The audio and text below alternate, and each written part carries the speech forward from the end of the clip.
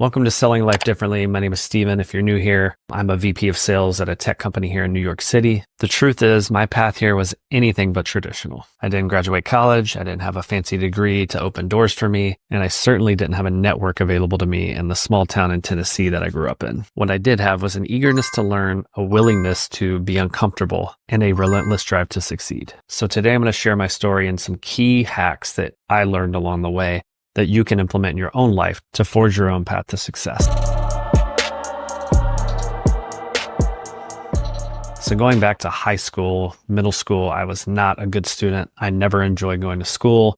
I never enjoyed the environment and the curriculum and the way it was taught. Lucky or not lucky for me, my father was actually a teacher. What? So I was expected to put in the full effort at school. There was no alternative to college that was ever spoken about.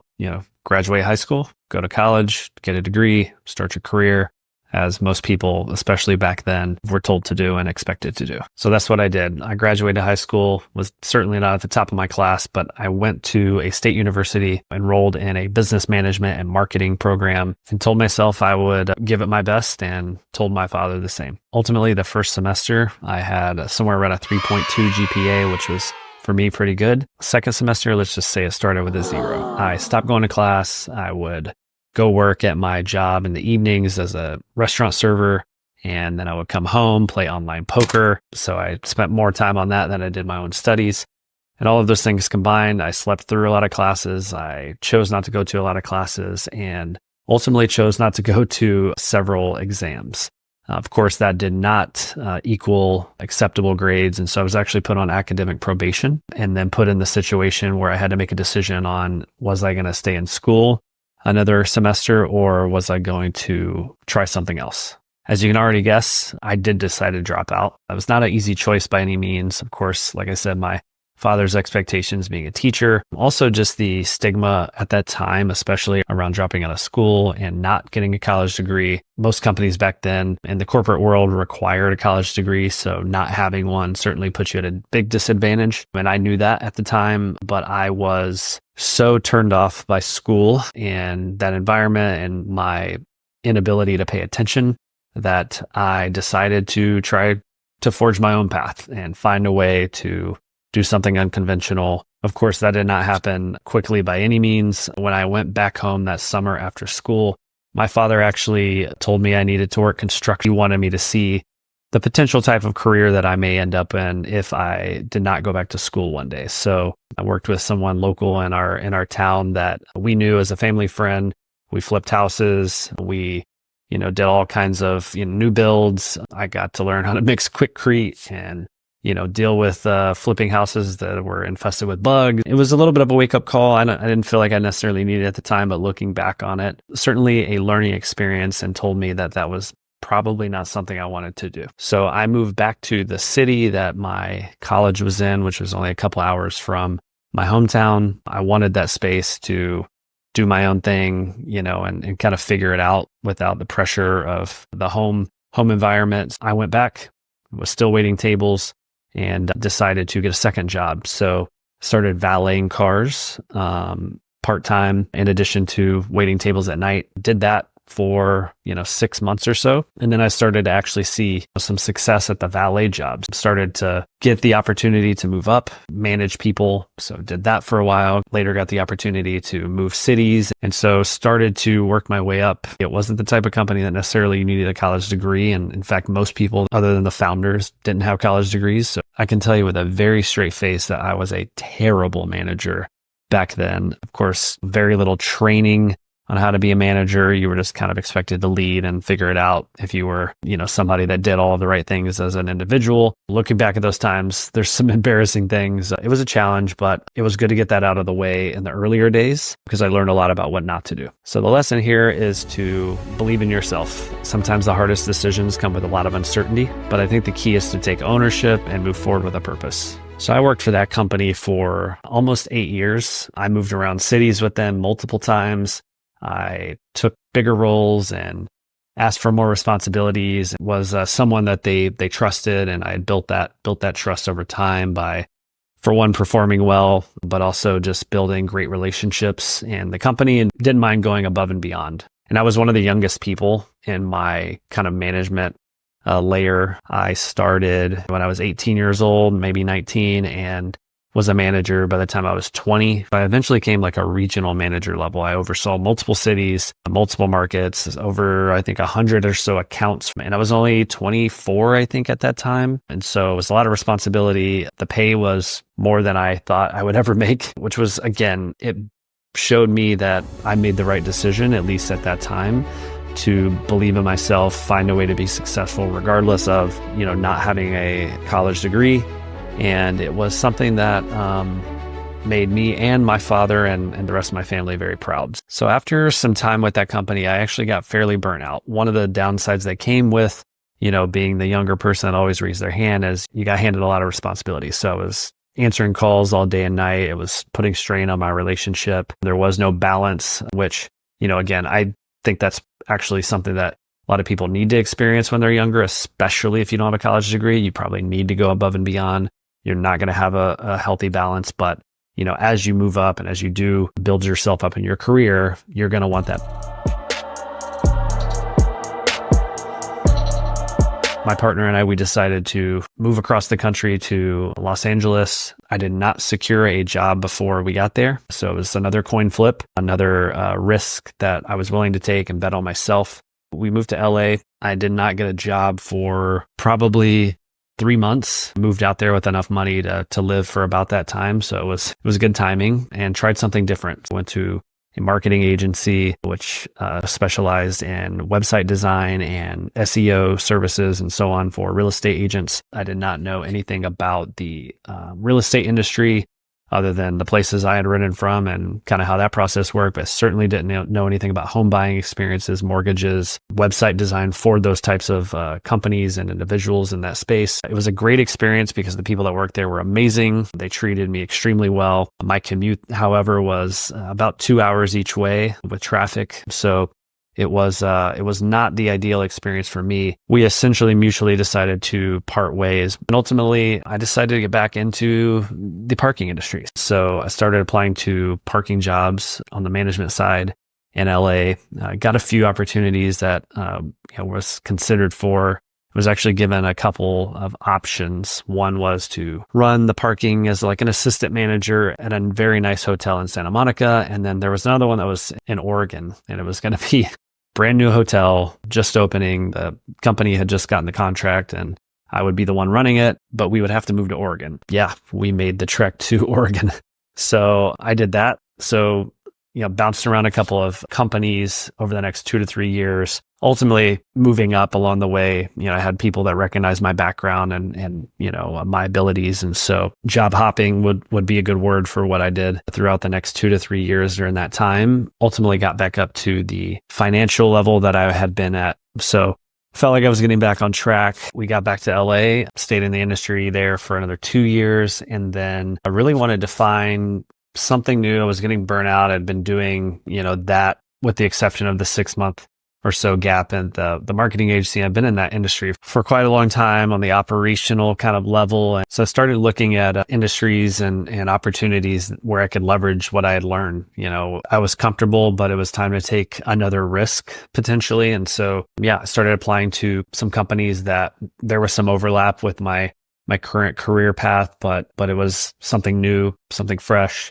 a challenge, probably somewhere where I would be the least knowledgeable person, cut my teeth on a new career, but use all of the things I'd learned. All of the opportunities that I applied to were more on the tech sales side with some overlap in the industry that I was in. And so I did accept an offer at one of those companies. It was a risk because the compensation was a little bit different. The base salary was much lower, but the overall opportunity, if you were successful, was much higher. The first few months I was there, I set a record for the most number of accounts that the company had signed. I was on a great path and was very happy and proud of myself, but was still hungry and driven to make it work. And then about 4 or 5 months in, the company got acquired by one of the other companies that I had applied to that was in a very similar type of function within the industry. Bigger company, taking over this one that had a little bit more of a niche. And so there was more uncertainty thrown into the mix. That company that purchased this was based in the Midwest,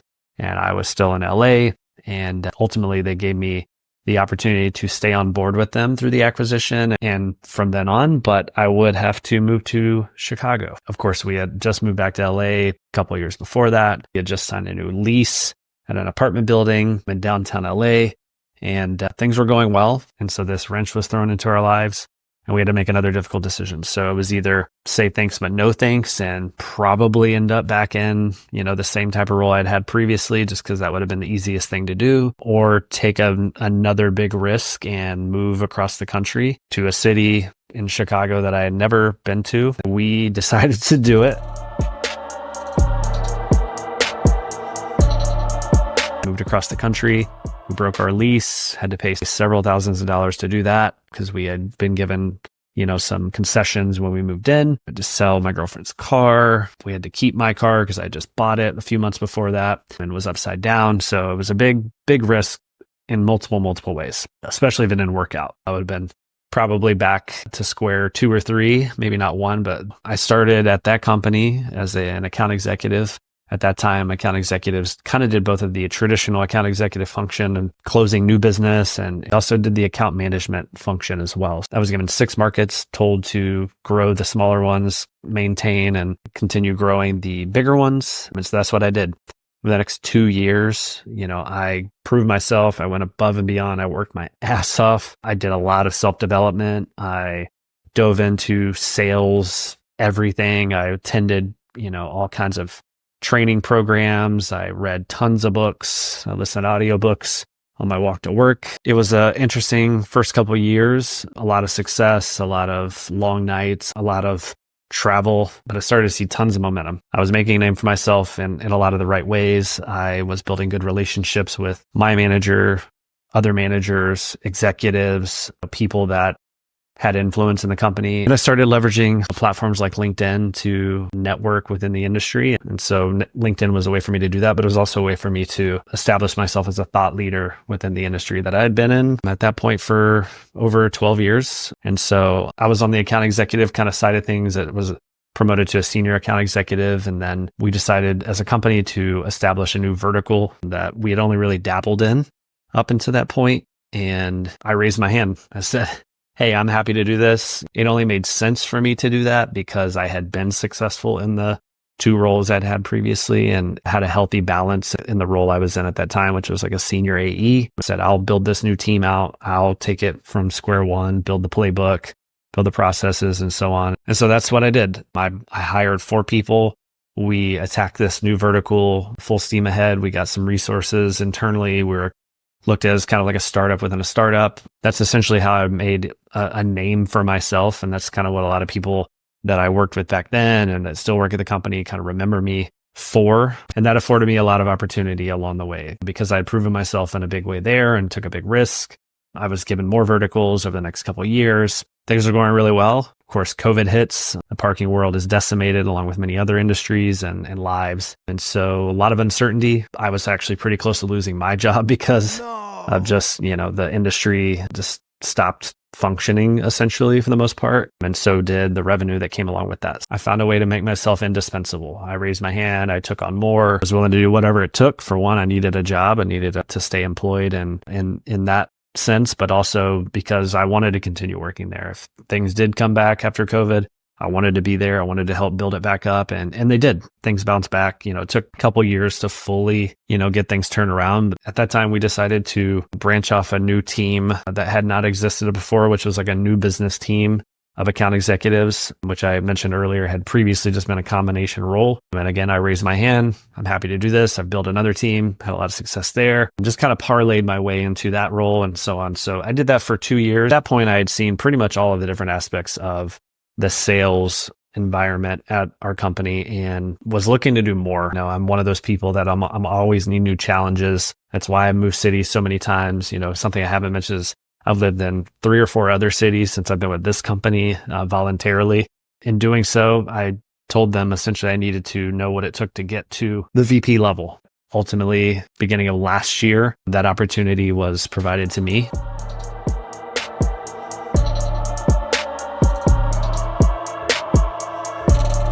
Felt like I had a lot to prove to a lot of people because, again, I come from the background that is not traditional of a VP of sales or VP of any company.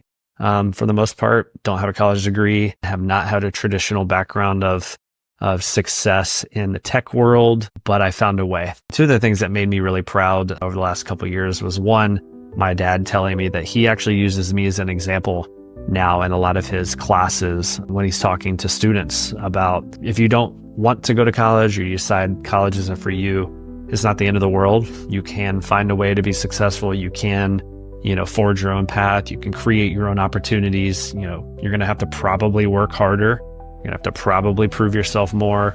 Those are all things that come with it. And it's probably not going away anytime soon. So that meant a lot to me. And the other one is the CEO of the company I'm at now. One of the first things he told me, he thought that it was really cool how I'd not gone to college or at least, not graduated, and still found a way to prove myself along the way and bring value to the company and show people what I can do and probably prove some people wrong. So both of those things were really super cool. That said, I'm not slowing down by any means. A couple of things that you can take away from this is, one, don't let whatever your upbringing or challenges you face, growing up or in school or lack of degree or whatever it may be, slow you down or hold you back. You're probably going to have a bumpier road than people that have gone to get their degree and had both parents and all of those things that you see in the movies. But I can tell you it's probably going to be a lot more satisfying for you than someone that maybe has that more traditional path. So keep going, whatever you're doing, whatever challenges you're facing, whatever obstacles you are not sure that you can navigate around. I promise you can. You're going to have to work your ass off. You're going to have to find a way. You're going to have to make sacrifices, but hopefully I'm an example of it being worth it. So I hope you got a lot out of this video today. This is my story. I hope it helps you in forging your own path. If you are on that path now, you're trying to figure out how to get that next promotion and can keep moving up. I just did a video where I share my top 5 tips on how to get promoted. So check that out. And thank you for watching. I'll see you in the next video.